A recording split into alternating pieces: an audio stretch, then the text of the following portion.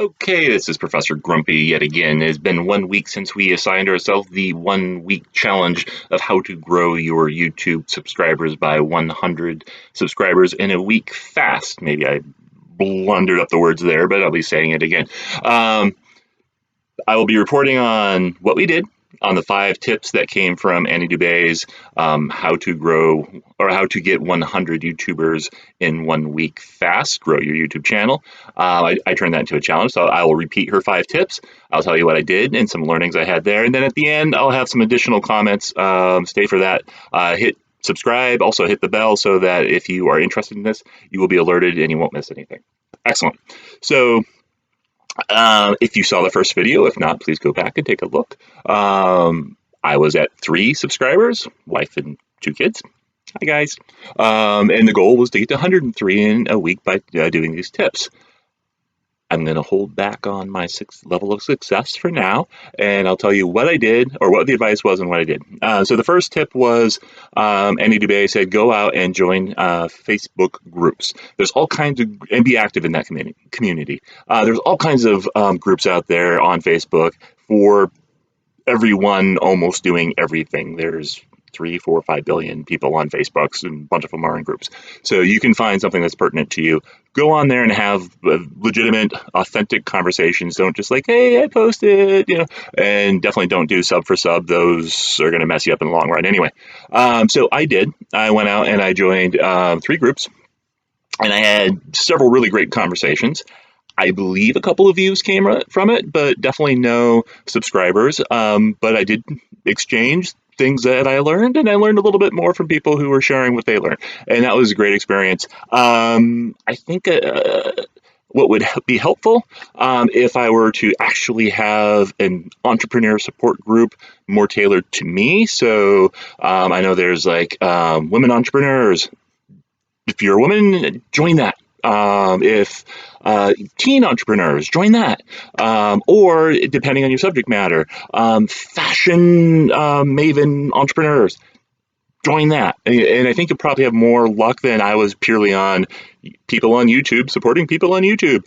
Very generic, very high level. There's everybody was there from all kinds of genres, and probably didn't do a whole lot for me in terms of work. Of growing the channel and the goal specific of getting the subs. The second was improved thumbnails and titles. Titles are really important in that they're great for getting you on that search term page, but also once you are on that page, the person you want that person to click on your video, which is a combination of the thumbnail has to get their attention and then the title has to keep it long enough that just that second hit click. At this point, that's all you're looking for. So I changed my title format. I was all about me for the first couple videos. I turned it around and all about the subject matter. So it's very much, how to improve your thumbnails. Ironically, that was one of my videos. Or how to get YouTube subscribers, and how to get them fast. So I changed that, and I believe that helped a little bit. My click-through rate is actually pretty good. I've read somewhere that somewhere between 3 and 6%, which you can see on YouTube Studio in the analytics page, of the click-through rate is 3 to 6%. It's good. I'm at 14 now. Some of that's probably because my family's clicking on it, and they're hunting me down and doing it as families do in the beginning, but they'll get tired, and then we'll get all kinds of new people come. So starting off great. So I definitely did that, and I think it helped. Don't know if it led to any subscribers yet, but it definitely started something. Engage in the YouTube community. So go watch people who are in similar genre videos, and then see what they're doing. And if you like what they do, give them a thumbs up, give them a subscribe, and make comments down below. Again, not comments like, come watch my channel, or I give you a sub, come sub for me. No, don't do that. What you want is to have an authentic conversation about, hey, I saw what you did. I liked it. If you have a suggestion, throw a suggestion out. People always love having all kinds of good information, or they'll ignore it. Or maybe you can ask a question, but the question shouldn't be, come watch me, please. Nobody likes that. So what did I do? I went and I joined, I engaged in several videos. I don't know how many hours of YouTube videos I watched over this week, more than any point in my life. And under a bunch of them, I made comments. I had feedback on some of the comments, or not feedback, but responses, some conversations. Very nice, very pleasant. Maybe got a view or two, but I don't know if how much it really got me. I did watch a few other people who said, when you're truly at zero, go ahead and do that if you have nothing else to do. But either if you've grown a little bit or spending time doing that is stopping you from putting out new content, don't do that. Do the new content. I tend to agree. It's a very low payoff per hour sort of mentality, but payoff in terms of one view or one subscriber. On the other side, if you have zero, one view is an infinity improvement, right? One subscriber from zero is infinity. If I went from 3 to 4, I'd increase my subscribers by 33%. Okay, so at the very beginning, if it's not getting in the way of you doing other things, go ahead. But probably don't want to rely on that. I think you should probably go for those conversations for the value of the conversation. Some of them are really quite good. Instagram community. So I started the Professor Grumpy Instagram page. I engaged them. I talked about, put a couple of posts of my YouTube channel. I talked about gaining subscribers and what I was doing and my goals. I found a couple of people who were doing interesting things and I went and commented on them. Again, nice conversations. We'll talk about payoff in a minute. And then long tail keywords. I think this is probably, this combined with the thumbnails and titles is probably one of the better suggestions. The idea is if you are looking for subscriber, that is searched hundreds of thousands of times a month. And there are people who've been doing that for years, decade, 15 years. They're going to rank high. Not a whole lot of viewers are going to go through and say, hey, I'm going to go down to video 432 and see what they're saying. So when you're talking about it's a big word like subscriber, YouTube, channel, you're probably not going to rank high enough that anybody's going to see you. You'll rank. It's just way down below any reasonable person would rank it. In fact, I searched the exact title of a couple of my videos early on, and I kept flipping and flipping and flipping. Now here, it's all about me, so I'm interested, right? I got tired. I didn't even find me. I know I'm there somewhere. I know I am, but YouTube algorithm had put me so far down that even I couldn't even take the whole narcissistic thing and time and find myself. So if you take a more specific keyword search, say, how to grow your YouTube channel by 100 subscribers in a week in 2022 for teens, that one's not searched nearly as much. And therefore, you can rank much higher than that. Now, if you think of it, 0% of a huge search versus 5% of a smaller search, the 5% of the smaller search is definitely where you're going to score. Now, the long-term strategy is you do these long-tail searches, you start ranking, and as you start ranking, you're going to start building viewerships, and you start viewing subscribers. You're going to consistently post, you're going to consistently have a lot of these small wins. YouTube's algorithm is going to recognize you and say, hey, this video or this YouTuber actually has a following. They actually has something here that people are coming back for. I'm going to rank them higher on some of these other keywords, some of these bigger keywords. And then you'll start getting your traffic grow. So there's a whole long-term exponential growth. Exponential growth means you go really, really tiny in the beginning, and then you start going up. If you're watching me, you're way down here, right? And that's okay. That's all part of the plan. Trust the plan. It's going to take a little bit, but we'll get there. Just keep posting consistently, keep improving just a little bit every time, and you will definitely get somewhere great. So, how did I do?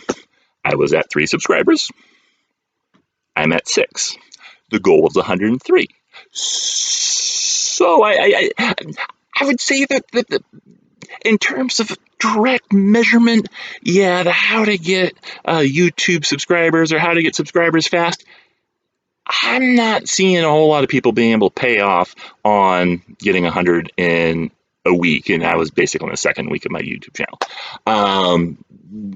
2 months from now, when I have a little bit more of a following, maybe, and I'm scoring a little bit higher on the engines, maybe, I'm definitely going to keep doing most of this. So the Facebook groups, I'm learning stuff, and so I'm going to keep going back for learning more so than trying to get business. Thumbnails, titles, doing that. That is something I improved, and I'm going to continue to improve. More, the better, the more, right? Engage YouTube community, just simply because I'm going to be watching a lot of videos because I'm doing that to learn. If I feel like there's something there, I'll make a comment. If I have an authentic reason to have a conversation, I will do that. Again, this is not so much about, hey, come see me, but I enjoyed what you did. Might as well tell you. And I don't, again, I'm not seeing that as a payoff in terms of subscribers. I'm not seeing a payoff in terms of views. It's just, why not? Instagram community. I've never been a huge fan of Instagram. I'm going to continue with it, see how it goes.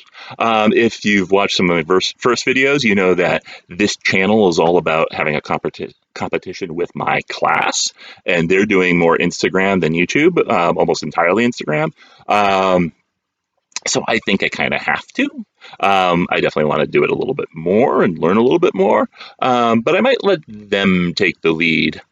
Professor's going to own YouTube. They can go for the rest. And then long tail keywords, yeah, that's just smart stuff. One thing I should definitely say in terms of long tail keywords is when you go long tail keyword, how to grow subscribers fast in 2022, you still have grow and subscribers. You still are shooting for those big words because that's included in your title. You're not specifically saying it. But make sure you do the whole phrase so that you're aiming for that lower volume, less competition words. So a couple of other things I learned. Tags. I didn't really know about tags. I mean, I knew they existed. I used them in blogs and other things whenever I worked for a company and we had to do a marketing campaign. I had to provide a whole list of tags. Here's some tags that we want to make sure we. I didn't really see it on YouTube. When you upload your video, there's usually, what audience is it? Is it for kids? No, not made for kids. And then show more. Under there, there's a list for tags. There you do your tags, and whatever you wanted to say in your title or your description in terms of these are the things that would be interesting for someone to see, this is why someone would want to see my video, that's what you put in the tag, and that might attract YouTube viewers or YouTube subscribers. And so if you are doing painting for kids, how to paint for kids, how to teach kids to paint, parental painting with kids, painting with mom, list out a bunch of them. I think you have like 500 characters. So you can put a bunch of tags, and that will definitely help with your placement on some of the keywords. The other thing that I learned is I saw a great video. I think it was MindThink. I'll come back to it. But on MindThink, one of their recommendations is don't even look at your analytics for the first 35 videos, because before your first 35 videos, it's going to be so tiny that it's going to be disheartening. Great advice. Not going to do it because I'm really interested, right? As I'm sure almost everybody who's putting this out there, especially if you're putting it out there with a goal of growing, yeah, I'm on the analytics every day. I'm like, ooh, I got like 2 more views. Exciting stuff. Somewhat disheartening because it's only 2 and tomorrow it's going to be 0. But okay, that's fine. I would say go ahead and look at your analytics, just not worry about them too much yet. The engine has not yet been fed enough meat to really understand who you are, what you're about, what your channel's about, and your channel might be evolving to what your topic is, all that's fun stuff. So at this point, I would say look at it, see if there's something interesting. If you do a couple of different types of videos, does one post or get a couple more views than the other? Maybe there's something there, but it's probably too small of a number or difference to really matter. Now, if one of them takes off and you see 1,000 views and the other one has 2, okay, well, that 1,000 views, there might be something there. One more tip. I think it's called hijacking a keyword term. So one thing you can do is, well, there's 2 ways most commonly that your video is going to be seen to someone or shown to someone new. One is they do a search term, and that's a long tail keyword search. We talked about it, tags, yada yada. The other one is suggested viewing. Same stuff in terms of your long tail keyword search and tags and good description and good title. Help that too. But the other thing you can think about is if it's something that people will consume like popcorn, video after video after video. The suggested search that come up usually on, at least when I'm watching on the computer, on the right-hand side, if someone's watching 3 or 4 or 5, they've gotten pretty far down the list, and because every time YouTube kind of changes up what's there. And so if you see a trending term that's related to your content, related to your channel, use that term. It might not help you in search, but you might be able to get it in the suggested content if that's video 5, 6, or 7 that they're watching. Again, your really goal right now is to focus on getting that first view for a new person. You want a new person who's never heard of you, never seen you before. Here's one view. Boom. That's your goal. Get in front of them. That's a way. Thank you very much. Hopefully we'll see me soon. If you like anything I said, you want to see me again, hit like, hit subscribe, hit the bell. If you have any suggestions, comment down below. If you just have some random thing you want to say, put it down below too, and we'll see. Maybe I'll have to moderate. I don't know. That's up to you. All right. Thanks, guys. All right. Bye-bye.